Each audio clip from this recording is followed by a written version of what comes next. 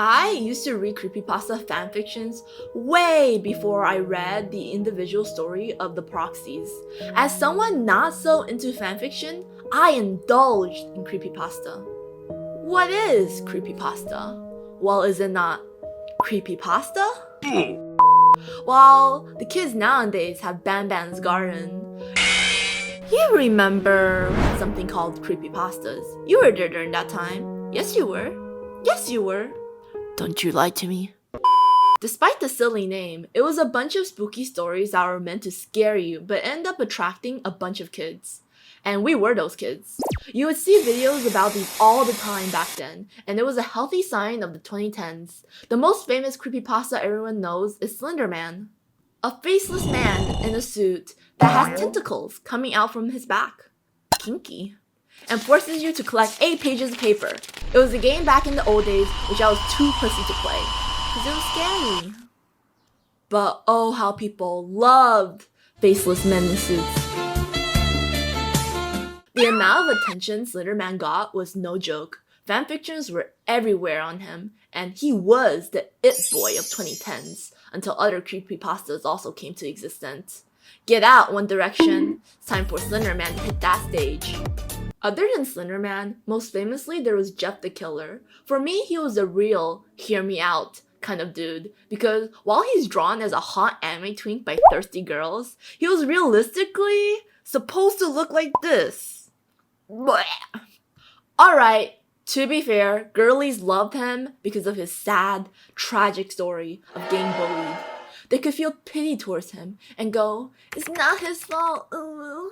He's just suffering inside. It's because all of the meanies who bullied him. And like any logical fan, that of course justified that he murdered people. The murder and the blood is just a little bit of spice on top of the story, you know?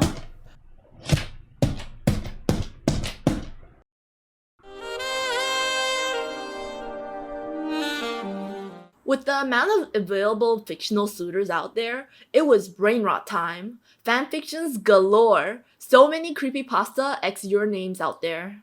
And I was living it! What a great time to be alive.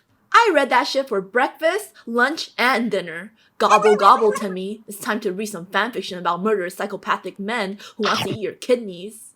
That's right. I was an Eyeless Jack enjoyer. Fuck Slender Man or Jeff the Killer. Eyeless Jack was the man for me.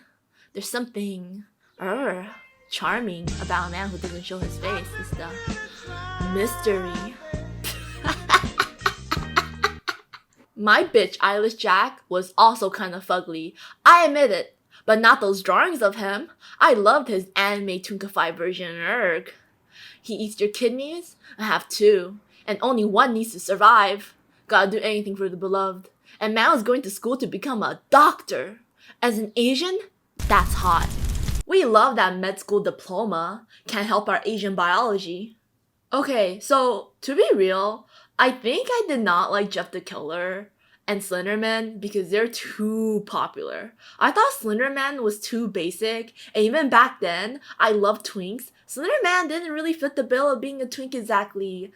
Being bald? Yeah, I have bald prejudice. And Jeff the Killer was simply too popular for me to enjoy. I also thought he was kind of basic. Like, what did he do other than kill? Certainly not eat kidneys and study to become a doctor. He reminded me of L from Death Note somehow too. I think it's a white shirt and the white skin, but you know. Your Name X character was popular, and it was because it's self-insert. I never liked self-inserting, so I used to have a made-up name of a girl called Link and replaced your name with Link every time I read. Link was practically an OC. In a lot of the fanfictions, Slender Man was the leader of the proxies. Proxies was the name for the creepypastas under him in Slender Man's mansion. They would live there together and do Slender Man's bidding as well as murder. How romantic. Despite proxies being a different world, most authors added Masky and Hoodie to the ranks of proxies of Slender Man, despite them being from different AUs. Hoodie and Masky were also creepypasta characters, but they were from a world called Marble Hornets. They are not proxy at all, yet people write them as such, which became a debate within the fandom. So many people roll about cheesecake because of Masky. It was like the Waffles XD back then. Oh, right. Another dude I got really into after Eyeless Jack saga was Tiki Toby. I think Tiki Toby was the soft boy of the century. Okay, it's kind of embarrassing, but I liked him because he was a soft uwu boy. He got bullied, and because of his tick from a condition called Tourette's, and you just like felt bad for him because he was so baby. So back then I liked him because I can fix him, as they say. So embarrassing. I even did a slideshow on Tourette syndrome for my 7th grade health class because of him. You'll burn my past. Somehow, this one shocked me. But I also got into Laughing Jack for a very brief period of time. I was never into Laughing Jack or his design at all, but I think I got into him solely because I was running out of other fanfictions to read. By the way, I mostly read fanfictions through a website called Quotive. Anyone else remembers Quotive? That was like back before my Wattpad phase. I was originally a Quotive girly. Alright, so what was the usual plotline for creepypasta fanfics? What was the trope?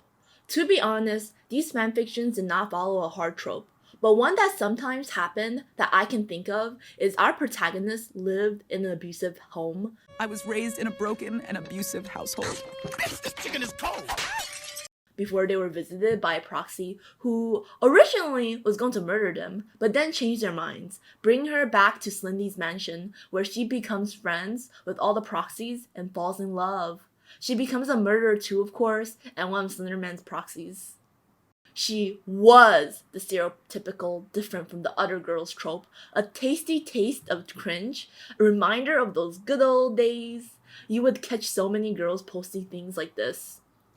Anywho, let me know what creepypasta boys you guys simp for, because I already told you guys about all of mine. Don't be shy, share, rar XD, and until next time, see ya.